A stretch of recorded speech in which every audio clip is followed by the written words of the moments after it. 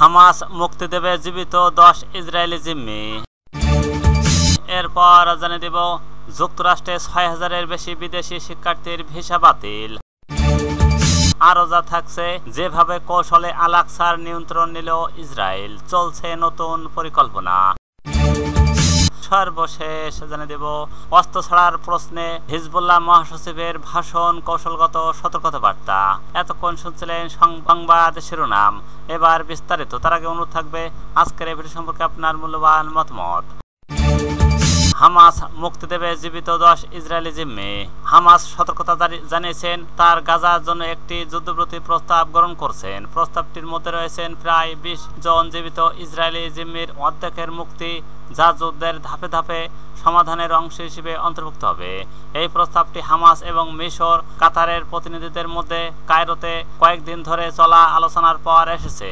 একই সময় ইসরায়েলি প্রধানমন্ত্রী বেঞ্জামিন নেতানিয়াহু দেশে সর্ববৃহৎ বিক্ষোভের মুখোমুখি হয়েছেন, যেখানে জনগণ জিম্মিদের মুক্তির জন্য দ্রুত দাবি করছেন।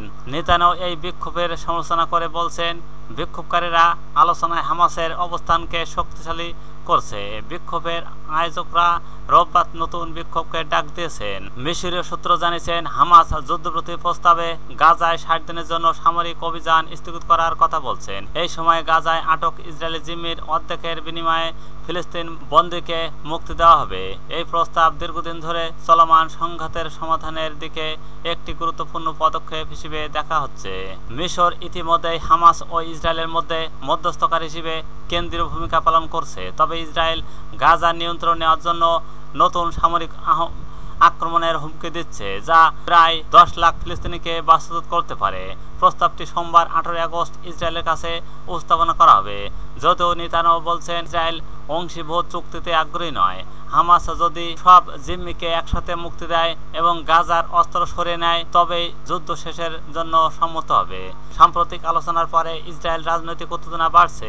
নিরাপত্তা কর্মকর্তারা নেতানিয়াহুকে সতর্ক করছেন, নতুন আক্রমণের সময় অবশিষ্ট জিম্মিদের জীবিত ঝুঁকির মধ্যে পড়তে পারে। এই সতর্কবার্তা দেশ জুড়ে বিক্ষোভের জন্ম দিয়েছে।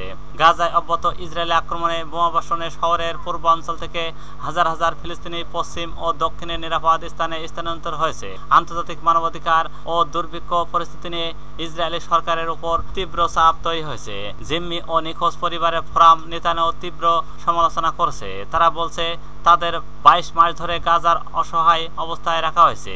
ইসরায়েলের বিরোধী দল ও নেতানিয়াহুর নীতি কঠোরভাবে সমালোচনা করছে। তারা বলছে তিনি পূর্বে হামাসকে শক্তিশালী করেছিলেন এবং বর্তমানে একই নীতি অব্যাহত রেখেছেন। রাজনৈতিক চাপ ও জনগণের ক্ষোভের মধ্যে ইসরায়েলের আসন্ন স্থল আক্রমণের হুমকি এবং জিম্মিদের মুক্তির বিষয়টি দেশ ও আন্তর্জাতিক অঙ্গনে উত্তেজনার সৃষ্টি করছে। যুক্তরাষ্ট্রে 6000-এর বেশি বিদেশি শিক্ষার্থীর ভিসা বাতিল। 6000-এর বেশি শিক্ষার্থীর ভিসা বাতিল করছে যুক্তরাষ্ট্র। আইন ভঙ্গ, মেয়াদ উত্তীর্ণ অবস্থায় থেকে যাওয়া সহ বিভিন্ন কারণে এইসব ভিসা বাতিল করা হয়েছে বলে জানিয়েছেন মার্কিন স্টেট ডিপার্টমেন্ট। স্টেট ডিপার্টমেন্ট জানিয়েছেন, বেশিরভাগ ক্ষেত্রে এই ভিসাধারীর হামলা, নেশাগ্রস্ত অবস্থান, গাড়ি চালানো, চুরি সহ নানা অপরাধে জড়িত ছিলেন। এছাড়া তাদের বিরুদ্ধে সন্ত্রাসবাদে সহায়তার অভিযোগও তোলা হয়েছে। বলছে ট্রাম্প প্রশাসনের কঠোর অভিবাসন নীতি আন্তর্জাতিক শিক্ষার্থীর উপর নজরদারির অংশ হিসেবেই এই পদক্ষেপ নেওয়া হয়েছে। যদিও সন্ত্রাসবাদের সহায়তা বলতে কি বোঝানো হয়েছে তা পরিষ্কার করেনি স্টেট ডিপার্টমেন্ট। তবে ট্রাম্প প্রশাসন ফিলিস্তিনের পক্ষে প্রতিবাদে অংশ নেওয়া কিছু শিক্ষার্থীকে লক্ষ্যবস্তু করেছে। ট্রাম্প প্রশাসনের দাবি তারা ইহুদি বিরোধী আচরণ করছে। এদিকে বাতিল হওয়া 6000-এর ভিসার মধ্যে প্রায় 4000 আইন ভঙ্গের কারণে বাতিল হয়েছে বলে জানিয়েছেন কর্তৃপক্ষ। এছাড়া আরো 200 থেকে 300 ভিসা বাতিল হয়েছে যুক্তরাষ্ট্রের অভিবাসন আইনের 3B ধারা অনুযায়ী, যেখানে সন্ত্রাসবাদী কার্যকলাপ কে মানব জীবনের জন্য ঝুঁকিপূর্ণ বা আইন ভঙ্গকারী কর্মকাণ্ড হিসেবে বিস্তৃতভাবে সংজ্ঞায়িত করা হয়েছে। এর আগে চলতি বছর ট্রাম্প প্রশাসন আন্তর্জাতিক শিক্ষার্থীর জন্য ভিসা সাক্ষাৎকারের সময়সূচি স্থগিত করেছিল। জুনে সাক্ষাৎকার পুনরায় চালু পর ঘোষণা দেওয়া হয় অতিরিক্ত যাচাইয়ের জন্য আবেদনকারীদের নিজের সামাজিক যোগাযোগ মাধ্যমে অ্যাকাউন্ট প্রবেশ করতে হবে। তারা জানিয়েছিল আবেদনকারীদের পোস্ট খতিয়ে দেখা হবে যে যেখানে যুক্তরাষ্ট্র নাগরিক, সংস্কৃতি, সরকার প্রতিষ্ঠান বা মৌলিক নীতির প্রতি বিদ্বেষে কোনো ইঙ্গিত আছে কিনা। যেভাবে কৌশলে আল আকসার নিয়ন্ত্রণ নিল ইসরায়েল, চলছে নতুন পরিকল্পনা। কিছুদিন আগে মুসলমানদের প্রথম কিবলা আল আকসায়, যা অকল্পনীয় মতো মনে হতো, যা এখন বাস্তবে হচ্ছে, যেখানে ইহুদিরা দলবদ্ধভাবে প্রার্থনা, গান, নাচ, পতাকা ওড়ানো, এমনকি মাটিতে সেজদা পর্যন্ত দিচ্ছে। ফিলিস্তিনিরা বলছেন 2023 সালের 7 অক্টোবরের পর থেকে পরিস্থিতি নাটকীয়ভাবে বদলে গেছে। ইসলামিক ওয়াকফ এর আন্তর্জাতিক বিষয়ক পরিচালক আইনি বাজবাজানের অভিযোগ, যেসব ইহুদি সেখানে প্রবেশ করছে তাদের মধ্যে অনেকেই প্রভাবশালী ব্যক্তি। এর মাধ্যমে আল আকসায় জোরপূর্বক ইহুদিদের সার্বভৌমত্ব চাপিয়ে দেওয়া হচ্ছে। তার মতে মুসলিমদের পাশাপাশি ইহুদিদেরও প্রার্থনার অনুমতি দেওয়া আন্তর্জাতিক আইন সুস্পষ্ট লঙ্ঘন। জেরুজালেমের পুরনো শহর অবস্থিত আল আকসা মসজিদে কয়েক দশক ধরে ইসরায়েলি দখলদারিত্বের কেন্দ্রবিন্দু।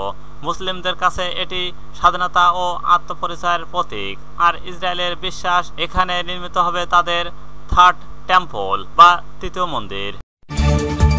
অস্ত্র ছাড়ার প্রশ্নে হিজবুল্লাহ মহাসচিবের ভাষণ, কৌশলগত সতর্কতা বার্তা।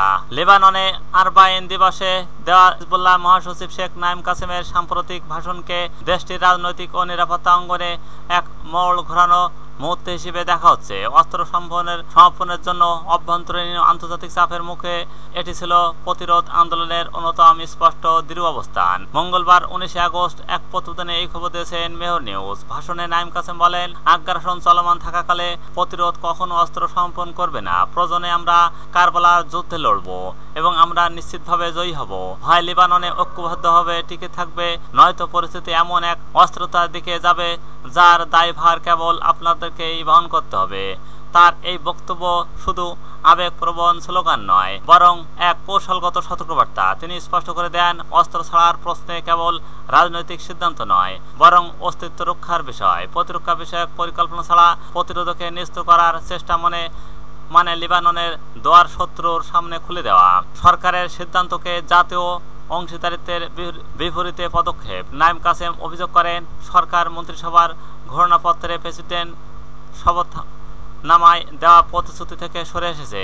যেসব নথিতে জাতীয় প্রতিরক্ষা কৌশল পূরণের উপর জোর দেওয়া হলেও সরকার হঠাৎ প্রতিরোধকে নিরস্ত করার দিকে ঝুঁকছে। তার মতে এটি সংস্কার নয়, বরং রাষ্ট্রীয় ভারসাম্যকে বিপর্যয় করার উদ্যোগ। তিনি সতর্ক করেন, এই সিদ্ধান্ত লেবাননকে গৃহকলহের দিকে ঠেলে দিতে পারে। তবে তিনি যুদ্ধের হুমকি নয়, বরং তার আশঙ্কার কথা বলছেন, যার দায়ভার সরকারের উপর বর্তাবে।